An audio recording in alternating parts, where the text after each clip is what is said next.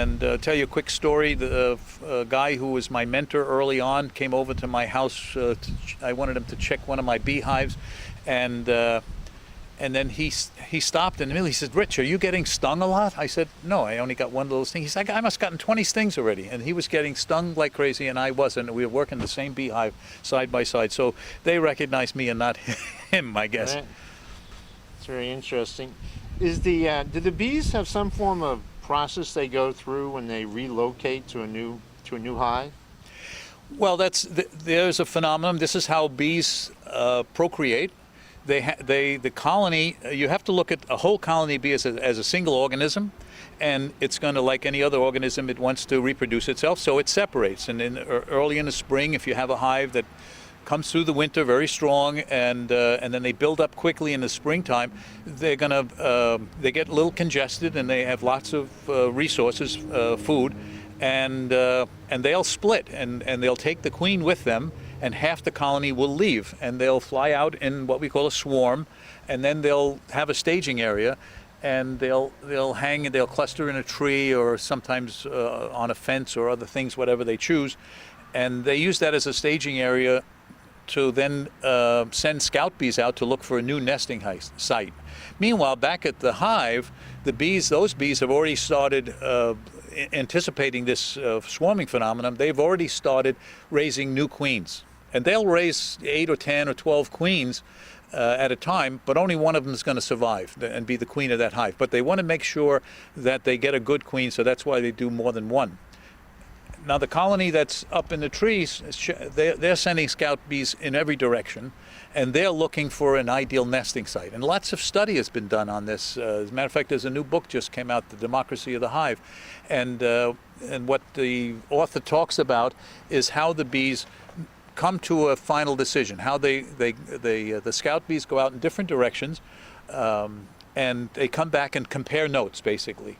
And they do a little dance, a direction, and they get excited, and that's what's observed. You can see the bees, and the bees who are getting more excited attract other bees to then go. These are recruits that go out and they check out the site, and if they come back and get even more excited, that sort of makes this democratic decision that hey, we found the best site, and everybody agrees. And then it takes sometimes a few hours, sometimes it takes a day or two, but then all of a sudden all the bees will just take to the air, and the scout bees will show the way, because most of the bees haven't been there yet, and the scout bees will show the way, and they'll all, maybe 10, 20,000 bees will then move to this new nesting site and move in. What are all the bees that are clumped to the left side? Well, what happens is once I blow smoke in the hive, and this is what enables me to open a hive and do this with it, they start engorging themselves in the honey. So they're all looking at open cells and starting to fill up their stomachs with nectar, with honey. And the theory is that the smoke got them to think there must be a forest fire or something, and their instinct is getting them to prepare to maybe they'll all have to leave. Mm-hmm. And of course they won't. Once the smoke sort of dissipates the odors, they'll start putting the nectar back in the cells and continue on their daily jobs. The thing is, what they do is they bring along, bees have an extra stomach, which is what we call their honey stomach, and they will engorge themselves, and so they're carrying all this resource with them, and as soon as they get to the new nesting site, they quickly start to build comb. They secrete beeswax to make that comb, and they'll quickly start storing that honey that they brought with them. So in case, for instance, as soon as they get there, after that they have a week of rainy days, they can't go out, they still have food for themselves to get started. And what they have to do is they have to bring in now, they have to build comb and bring in food and store it and get ready for the winter that's coming on. And they have the whole summer to do that. But what they say is about 70% of those bees do not survive. The cone, is it actually made of honey, or is the cone made of something else? No, it's made of beeswax. They actually secrete wax from a gland on the side of their bodies, and then they'll take the little flakes that come off, and they'll masticate them with their mandibles and soften it up, and they'll actually make those hexagon cells, one next to the other, and that hexagon size, in science they know that the hexagon is the strongest shape with using the least amount of materials. Now that's very interesting. Where do you think the bees picked that up from? Well, they knew it instinctively through evolution, but we've picked it up, and you'll get some structures where inside the some doors that make them very strong, and even in airplane wings they'll have a honeycomb inner core, and that makes it very, very strong, but also very light. So it's using the least amount of materials to make that strong structure. Are there any natural predators for the honeybees? Well, there's a number of predators. First of all, the big predators are bears and skunks, and unfortunately here on Long Island we don't have any of those. So I tried keeping bees up in the Catskills, and the bears just wouldn't let me do that. You know, especially later in the season, the bears like to get into a beehive, and a lot of people think they're in there for eating the honey. They're actually looking for protein, so they'll eat the brood, mostly the bees and the brood, because they want to store protein for their winter hibernation, and the honey is just like a dessert for them. And besides making nests outside, you know, I've come across, you know, some people, as well as my own house, where I've actually had bees in the house. Not bees where they just flew in as somebody walked in the door, but bees that seem to appear in larger numbers that one would expect. Could you tell us a little bit about that? One, seeing a bunch of bees in the summertime, and maybe seeing a bunch of bees in October where you don't see many of them flying around.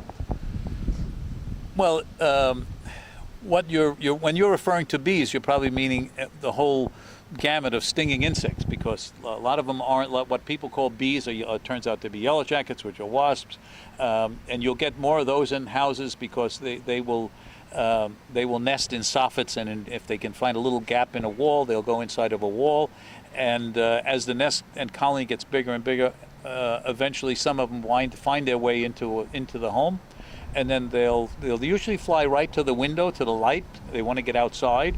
They don't, for some reason, they don't last long in the house. They die in a few hours, and I couldn't tell you why. You know, it might be just the indoor environment is not conducive to them, or maybe it tells us that we live in some kind of toxic environment. Who knows? But because a lot of people say to me, "Oh, we see them over there. The nest must be over there," and it's really not, because they're flying towards the light, and I always look somewhere else for where they're coming from and how they're getting into the house. So are they actually between the walls and coming in through like radiator entries or plumbing entries? Yeah, they could be in a wall, or they could be in the floor, under the floorboards, depending on where they're getting in. They will find a hollow protected space, and then what we have, for instance, if a lot of houses on Long Island have baseboard heating, and in the corners there's a hole where the pipe goes along and goes down into the floor and comes up somewhere else. And if the nest is in that particular space, then they can find their way up into the house. Also, some of the wasps, what they're building a nest as if they were outside. So they have the exterior built inside the wall as if they're outside. And then what they'll do is, when they hit the sheetrock on the inside of the wall, they'll actually eat away the sheetrock to try to enlarge the space to get their nest enlarged, which they're constantly doing. And in doing so, they eat the sheetrock away, and then they won't, once they get to the paint surface on the interior, they won't eat the paint. So people, and I get calls for this, people will see this little blister in the wall or a little stain, and they'll touch it with their finger, and it's only thick as the paint. It's very, very thin. And they'll break that open, and all of a sudden the yellow jackets will start pouring into the room. You've encouraged my interest in beekeeping and getting more information about bees. Where would I go on Long Island to find more information, or on the web even, to find more information about beekeeping? Well, the best place to look is on the web. We have a bee club on Long Island. Long Island, just if you go onto a search engine, Google obviously, and look up Long Island beekeepers, you'll find that we have a very enriched website, and you'll find all kinds of information about bees, about people want to buy local honey. There's a list of beekeepers that sell their honey, and then also there's some links to where you can get information on classes. I teach 2 classes myself. right here in the Huntington and Smithtown area, so they can find my information through that website also. We have other problems with bees. A number of years ago, about 23, 25 years ago, introduced into the United States were these two mites that live on bees, and it was devastating for a number of years. The bees weren't accustomed to having these mites. They didn't even recognize that they had these predators. And the mites, there are two types of mites. There was one mite that which we called a tracheal mite, lived in the breathing tubes of the bee, and it's microscopic, and it would weaken the bees in the colony, and eventually the colony would perish.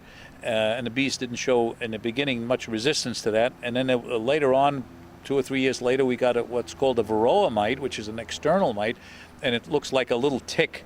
And if I were a bee, that it would be almost the size of a dessert plate on my body. That's how large the mite is in relative terms to the bee. And they live on the hemolymph. They cut a hole like a mosquito would. They punch a hole in the ectoskeleton of the bee and suck on basically its blood, which is called hemolymph. And eventually it'll weaken the colony. In about a year or so, the whole colony will collapse and you'll lose it. And we were in the beginning we didn't know what to do. We had all kinds of different treatments, and now I think the bees have gotten more and more resistant to those predators. I actually heard that there's a migration of sorts where the bees are actually monitoring their own nests, and as the bee enters and leaves the nest, it'll actually check whether there's a mite on that bee, and if it is, it will actually remove it. Actually, I saw that on a website, but you can't trust everything you read in websites. Well, that was one of the problems initially. The bees didn't have that trait. Our honeybees, our European honeybees. There is a bee in East Asia called Apis cerana. As I mentioned, ours is called Apis mellifera. It's a smaller bee, makes a smaller colony, and that's the bee that evolved with this varroa mite. And through beekeepers moving beehives around the continent there, they actually got that mite that was on this smaller Apis cerana bee to get into the European bee colonies. Now the Apis cerana bee, yes, we have videos and we have information that's been observed that those will actually groom each other. And similar to what you see some gorillas doing when they pick lice off each other and they go through each other's hair. Well, those bees knew very well how to do that. They bite the mite and drop it to the bottom, and it eventually gets thrown out with the debris. I think I've seen yellow jackets actually come out of the ground, like forming a nest in a pile of dirt. So, is that common, or is that? That's common. That's a ground nesting yellow jacket. That's just another species of yellow jacket. Then you'll see what they call Polistes wasps. Those are the ones that you see up in the corner underneath soffits and underneath shingles. And they don't build the exterior part of the nest, but they do have a comb, and you can see that exposed comb sometimes. And those are called Polistes wasps. That's all the time we have for today. And until next time, remember, science is appealing.